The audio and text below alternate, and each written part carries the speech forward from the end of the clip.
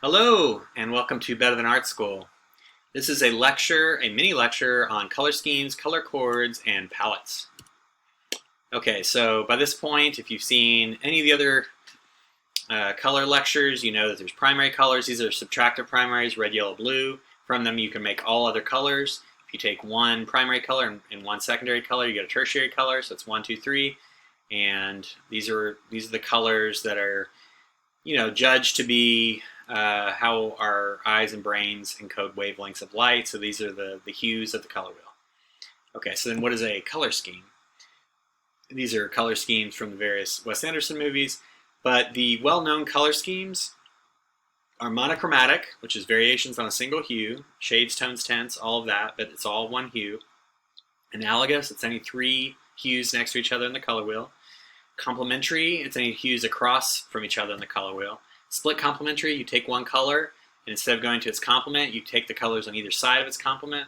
Triadic, that's imposing a triangle on the color wheel. It's equally spaced colors on the color wheel. And tetradic is like putting a rectangle on the color wheel. Okay, and I'll go through each of these in turn, so you see each one of them. But the reason that they're called color chords, and color schemes and color chords are basically, it's basically the same thing. But a color chord, if you think about it, when you hold a chord on a stringed instrument, if your finger just slightly goes off one of the strings or it touches another string, the chord doesn't sound good at all. It doesn't resonate. So it's a really good analogy for putting colors together, because if you put the colors together in the right way and you don't accidentally go wow, wow, wow, and hit the wrong color, it resonates visually, just like a chord would auditorily. Okay, so let's go through these in turn. We've got monochromatic, that's variations on a single hue. This is blue-violet. As you can see, there's tints, tones, and shades of blue-violet, but it's all blue-violet. The benefit would be that there's a lot of unity, but the trade-off, the bad side, is that it can get boring, or you can kind of get tired of it. If I had to walk into this living room every day, I'd probably get tired of red. Okay, so I talked about schemes and chords, which are basically the same thing, and then what is a palette? A palette is a looser conception of the idea. So if you look at this painting by Picasso, this is in his blue period, as you can see, there's actually colors like here on the floor that aren't blue, but the painting still has that monochromatic feel to it. So it's a monochromatic palette, but it's not, strictly speaking, a monochromatic scheme or chord. Okay, analogous color scheme. That is like any three colors next to each other on the color wheel. So if you just go, it's really just any three colors that are next to each other. So this one is yellow, green, green, blue, green. And here's that similar color scheme here. So it has a feel to it. It feels kind of like monochromatic, but you have more range to it, okay? And as always, you can do shades, tones, and tints of these three colors, but it's these three colors, right? Okay, so again, the palette idea is a looser conception. As you can see, she has rosy cheeks, or the snake has an orange eye, but they have that analogous feel, basically. Okay, so complementary colors. Analogous is three colors next to each other on the color wheel. Complementary colors are directly across from each other on the color wheel. So this is violet and yellow in this Van Gogh painting. This is a tertiary complement pair. This is red-orange and blue-green, and it's two hues directly opposite each other. What's so important about complements, when you're painting, you use complements all the time, because if you take a complement into another complement, you can dim it down a little bit. You can desaturate it, but if you put them next to each other, they pop. So they look really great next to each other, but then if you mix them in together, you can bring them down. So that they have that dual power. You can pump up the color, or you can bring down the saturation with complements if you use them correctly. Okay, so these are just some examples. This one on the left is blue-green and red-orange. The one on the right here is yellow-orange and blue-violet.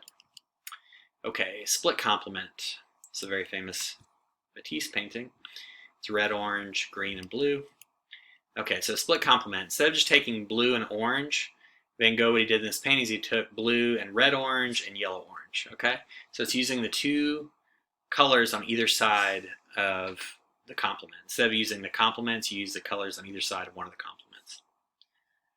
Okay, William Blake and Egon Schiele. And if you miss this little part of the painting where there's this little blue thing in her hair. Otherwise, it'd just be analogous. But you throw that in there, and suddenly it's a split complement because you've got blue, red, orange, and yellow, orange. Okay, triadic. That is any three colors that are equally spaced on the color wheel. If you think about equilateral triangle, like a split complement is a skinny triangle, an equilateral triangle would give you a triadic color scheme. So all of these schemes, if you look at them, they're all on the back of this thing. You can move the color wheel and get different schemes with the color wheel like that, okay? But triadic, the most famous triadic is just the primary triad, which is red, yellow, blue, of course.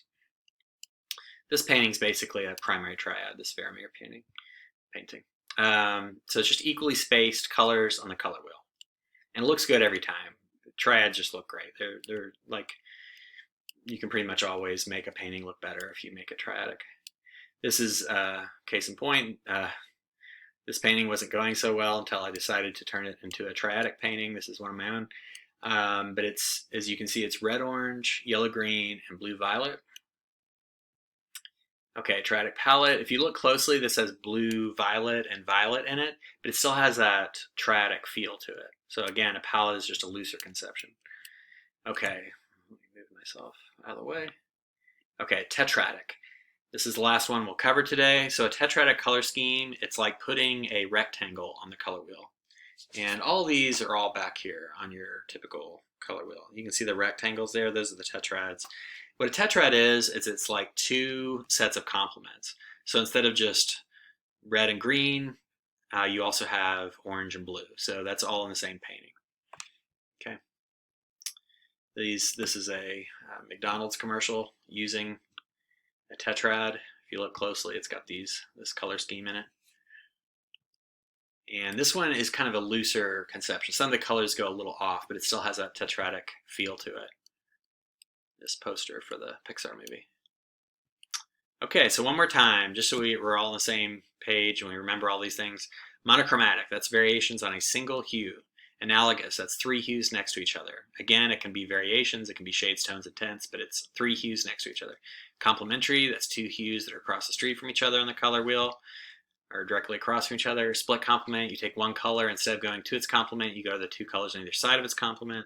Triadic is equally spaced colors in the color wheel, so it's like a triangle. Tetradic is like a rectangle in the color wheel, it's two sets of complements. And there's a koala bear.